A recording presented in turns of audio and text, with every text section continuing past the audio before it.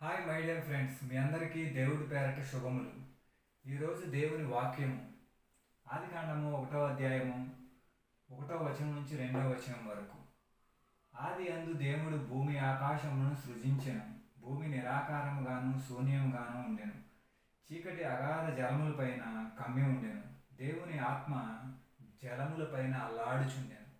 దేవుని ఆత్మ జలములపైన అల్లాడుచుండును అంటే నాకు దేవుడిచ్చిన ప్రేరణ బట్టి, ఆలోచనను బట్టి భూమిని ఆకాశాన్ని సృజించి ఆయన ఒకసారి చూసినప్పుడు భూమి అంతటను కూడా చీకటమయంగాను నీరుమయంగాను ఉండటం చూసి, నేను రూపించబోయే మానవుడు ఇక్కడ సంతోషకరంగాను క్షేమంగాను ఉండాలంటే నేను ఇంకనూ శ్రేష్టంగా రూపించాలి సృష్టిని అని ఆయన ఆలోచన చేస్తున్నట్లుగా నాకు అనిపిస్తుంది. ఇక్కడ అలా ఆలోచన చేయనట్లయితే ఆయన భూమి ఆకాశము సృజించిన తర్వాత సర్వము సృష్టించుకుంటూ వెళ్ళిపోవచ్చు.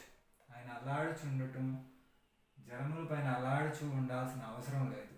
నేను నాకు వచ్చిన ప్రేరణ బట్టి అది అనుకుంటున్నాను. ఎందుకని అంటే ఆయన దేవుడు కదా, ఆయనకు అన్నీ సాధ్యం కదా. ఒక్కసారిగా కరిగిపో నువ్వు మానవుడికి తగ్గట్టుగా, మానవుడు సుఖంగా ఉండటానికి అంటే అయిపోయింది. కానీ ఈ గ్రంథం అయితే, బైబిల్ గ్రంథం ఏదైతే ఉందో అది ఎవరి కోసం ఇచ్చాడు? మన కోసం మాత్రమే ఇచ్చాడు.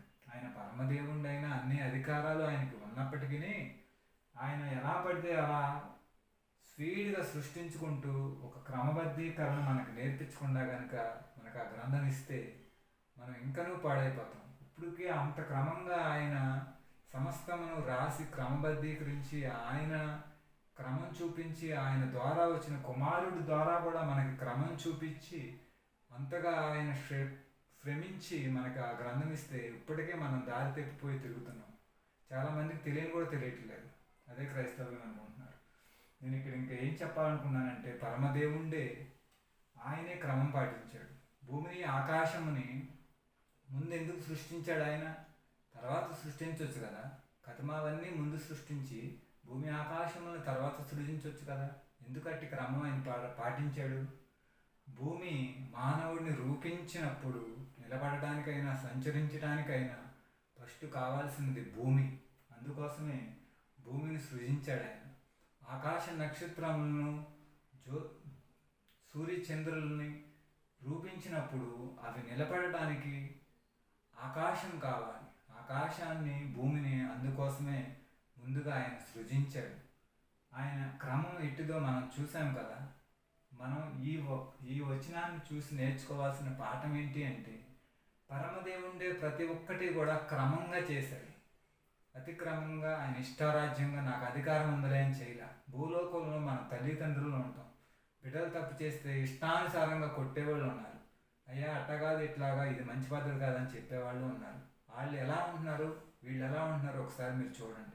ప్రతిదీ కూడా భూలోక తల్లి తండ్రి కూడా క్రమం నేర్పించిన వాళ్ళు బాగుంటారు. అంటే అయ్యా ఇది కరెక్ట్ కాదు, ఇది కరెక్ట్ అని.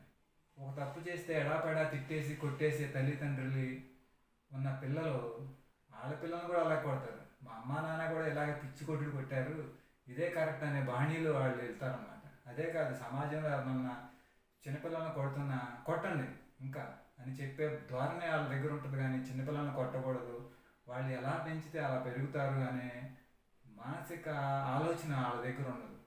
అట్లాగే ఇక్కడ కూడా దేవుడు మనకి క్రమం నేర్పిస్తున్నాడు అన్నమాట. సమస్తము క్రమబద్ధీకరణలోనే ప్రతి ఒక్కటి. చాలామంది లోకంలో ఇలా క్రమం చెప్తుంటే వీళ్ళకి చేదస్తము, ముసలోళ్ళు అయిపోయారు, లేదంటే వీడు వయసులో ఉండగానే చేదస్తం వచ్చేసిందని అంటారు. కానీ క్రమం పాటించిన వాళ్ళు ఎప్పుడూ కూడా చాలా సుఖ సంతోషాలతో వర్ధిల్లారు. సుఖ సంతోషాలు అంటే అన్నీ అష్టైశ్వర్యాల ఆస్తులు ఉన్నాయని కాదు, ఉన్న దాంట్లో చాలా చాలా సంతోషంగా సుఖంగా ఉన్నారు అనేది నా ఉద్దేశం.